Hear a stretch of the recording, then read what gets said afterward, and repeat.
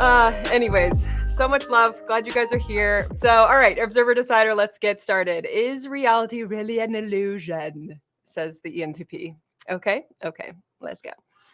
All right, starting off right off the bat. So, this is kind of one of the things that I wanted to hit right away. This is one that everybody gets wrong when they type themselves. So, this is just to prepare you. This is if you haven't typed yourself yet, or if you have typed yourself and you felt bad about it, this is one that almost every single person gets upside down. So, the Observer Decider coin is the most mistyped coin. Keep that in mind as we go along. If you aren't seeing your struggles yet, it's a pretty ginormous coin, and I think it's so large that people miss it. So if you are still in the process of typing yourself, this one you are almost most certainly to get upside down and backwards. So just keep that in mind. Also, another thing to keep in mind, you have both observers and deciders. It is interesting how many people are like, but I have so many people problems. It's like, yes, yeah, if you're an observer, you're going to have a lot of people problems. First of all, you can see your double middles. Second of all, you are causing so many people problems because you just can't care, Really wrap your head around this. If you don't know your type yet, if you are a decider, you don't even know observers exist. You don't believe they exist. You can't see them. You can't feel it. You don't have your hand to that particular fire. They don't even exist on this planet to you, which is why some people will baffle your mind. You're like, how are you getting yourself so stuck? What's the problem? It must be personal. I can't even tell you how many years I've known about Observer Decider, and I still have like no idea how intensely Dave gets electric shocked from observer stuff. I can't believe it. Even though I know it, I can't believe it. So also, if you're an observer, you don't know that deciders exist, especially you, because you got missing information.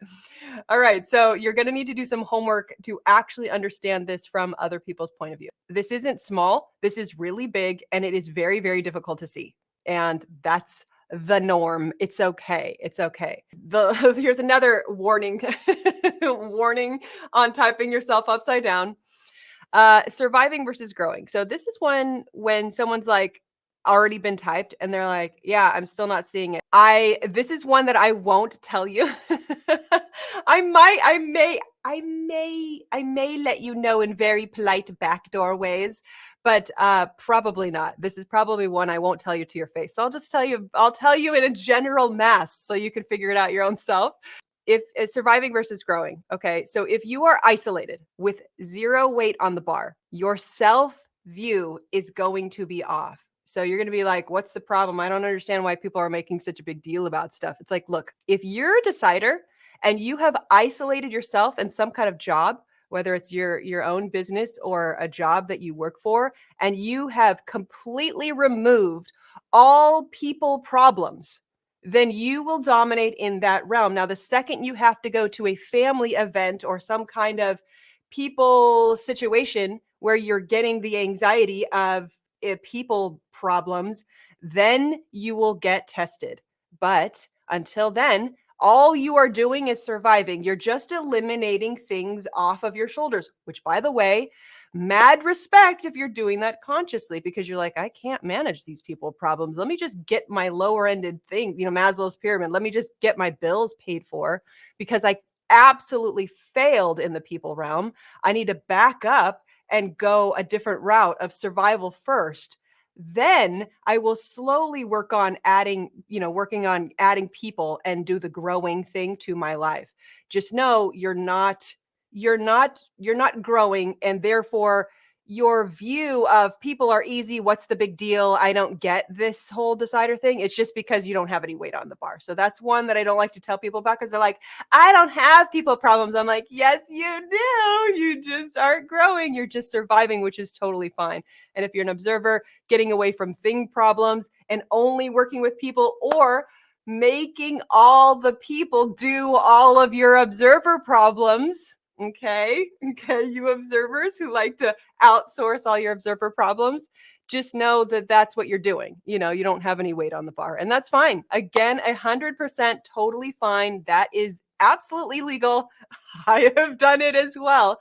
Just know that that's why you probably are like, I don't get it. Let me put my face here. Hi. All right, let me move myself. I'll put myself over Regina. I'm a mean girl. I have fear of judgment and being victimized by the tribe. I'm also constantly in drama because I won't move my perspective. Can I just say that we don't have a click problem at this school, and some of us shouldn't have to take this workshop because some of us are just victims in the situation? That's probably true. How many of you have ever felt personally victimized by Regina George? Most of the time, the deciders are seeing themselves as the positive character in the movie. And therefore, when I find I'm actually the bad guy or the one that's causing all the problems, massive tidal wave, triggering trauma. Oh my God. But that is the decider struggle. So the overarching thing, you won't move your perspective. And that's the decider struggle. Sorry, Regina. It's really more drowning in drama because you won't move your perspective. I feel misunderstood. Nobody gets me. I need to stand up for myself, and really you end up bullying everybody. Let's look at the observers because those are so much more fun. Okay, let me get my little thing here. Okay, so this is how I see observers. You're just like, what happened here? Everything is a magic show. They built their house on a hill and somehow had a giant boulder. Hope you weren't sleeping in that part of the house, you know? You're just going along in life and then a giant boulder just drops into your house.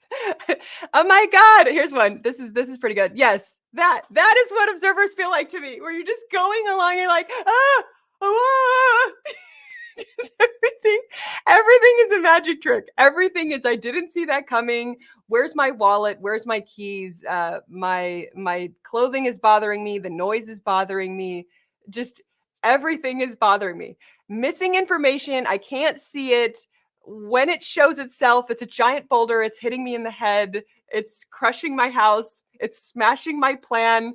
I was not on that pathway. I thought I was on this pathway, but actually I'm on that pathway. Just so much this. And it's like, what is it really about? Like, what was that boulder really about? What is this about? This is the keyboard today. That is a program on my phone. You know what that is? That's the Chinese. They're coming to get us. That's who that is. This is your this is your email being hacked. That's what this is about. That's what this is about. And they're like just sitting here in this car going, huh?